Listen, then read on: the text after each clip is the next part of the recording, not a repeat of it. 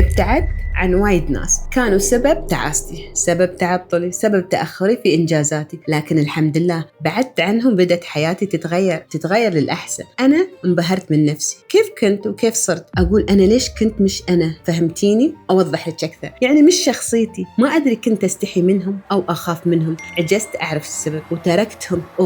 ارتحت. وإلى الآن ما أعرف السبب، هل هو مستحى أو خوف أن يقولون هاي شو تسوي، أو حتى أنهم يعارضوني أو يتمسخرون علي. اللي عارفة أني كنت وايد أحاتيهم وحاطتهم في الأولوية في حياتي، بس شفت اللي حولي ينجزون ويخلصون أمورهم وحد وصل لمنصب حلو، وقلت أنا وين من هذا كله؟ بعد فترة سعيت لتحقيق طموحي وخليت عندي بس الناس الإيجابية، الناس اللي ترفعني، الناس اللي ما تاخذ أي شيء بسخرية وتقليل شأن، وضفت عندي كل المشاهير الإيجابيين الطموحين، وصرت أكثف قراية. مرة كلمتني وحدة من اللي أنا حذفتهم، قالت لي والله ما يبان عليك إن أنت يطلع منك هالشيء وهالإنجاز. المهم أنا كنت متصلة أعرف سبب اختفائك عنه. في هذا الوقت يا دكتورة تفتكرين إني زعلت أو ضايقت؟ لا، ولا همتني. جتني الشجاعة قبل ما تنهي المكالمة، قلت له هذا سبب اختفائي عنكم، أريد أنجز شيء لنفسي، أنتوا كنتوا السبب في عدم إنجازي، عدم اهتمامي بنفسي، عدم تطوري. صحيح إجا هذا الشيء متأخر، لكنه إجا. وأي حد عنده ناس سلبيين تحسونهم ما بيفرحوا لكم، على طول ديليت، ابعدوا عنهم، فكروا في نفسكم.